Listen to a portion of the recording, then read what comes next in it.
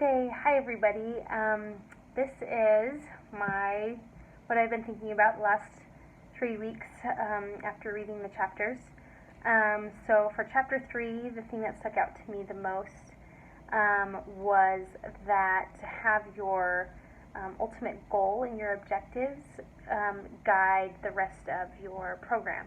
So like your vision leads to your goals leads to your objective, and your objective leads to your instructional activity, and that leads to your evaluation, how you measure your evaluation in the end of the program. And so I was thinking the vision that I have for the project for the online curriculum is to help parents establish goals and tools and skills so that they can kind of govern themselves in when it comes to taking care of their kids, so that by the end of the program they can feel like they really know what they're doing, and maybe not feel so like parenting can be have ambiguity to it, and so maybe if they can have some goals, set some personal goals, then they can be better parents and be more driven in that way. Because I believe that parenting is the first step in having healthy couples is the first step in healthy parenting, and healthy parenting is the next step in having healthy children. So, and then for Appendix E, which we studied in week 8, so the one thing that stuck out to me was that, let me pull it up. To have ethics while teaching these things, and so the one thing that I was thinking about the most while I'm thinking about this project, was that the characteristics that I want, like the overall sweeping characteristics I want the program to have, is to be caring. Parenting is hard, raising kids is hard, and so I think that it needs to come off that we care about the families that are maybe going through hard things, and maybe not going through such hard things, but there's always hard things, you know. So it has to be a feeling of we care about these families. And then the next one was to give wisdom, and not necessarily give therapy, but definitely not to give therapy, that's not ethical, but to give them wisdom from other people who are therapists, other people who have studied families and how families develop and how they grow and change, and the best practices for those things. Give those principles to the parents so that they can use them in their own lives. And then the third thing, kind of the third virtue that I'd like to teach these families, is to have hope and optimism, because there's lots of research out there that when these families have hope and optimism, they are more resilient and they're able to cope with difficult parts of life a lot easier.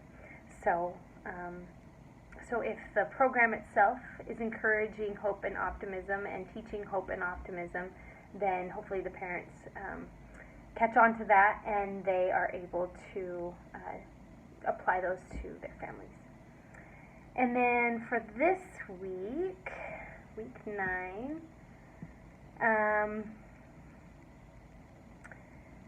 so just pulling it up. Okay, so it was interesting hearing the differences of, kind of separating family therapy with family life education, and with what was the other one, the family something. You probably already know. Well, family case management and how they are different and how they sometimes overlap and sometimes we need to understand that they shouldn't overlap. And so I thought that so far Ziggy and I have done a good job of keeping our family life education within the parameters of family life education.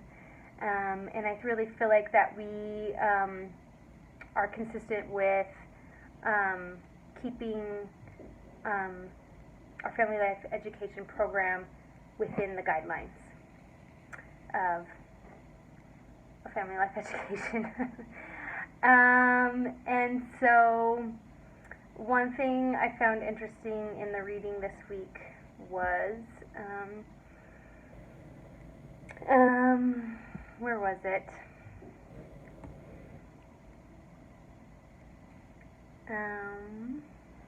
I've lost it now, you guys. I'm sorry. Yeah, I felt like we are good about. So it was really. I was thinking back on some of the lessons that we've done already, and in the future, we need to. So it said in the reading that family life education is for increasing knowledge and skills by providing information, tools, and strategies. So kind of those three things we need to focus on while we're doing our program is to focus on giving information, providing tools. So like information would just be like studies and what the authorities on the subject have said about it in the past. Tools would be like how they different ways of different tools that the authorities on the subject have provided. There's lots of different ones. I won't go into all of them because it takes forever to talk about all of them. And then strategies. So strategies of different ways to approach things, different talking points, and so yeah. So those three things. We need to give information, provide tools, and strategies. And if we keep on those three topics, then we should be good about not going into family therapy or family case management.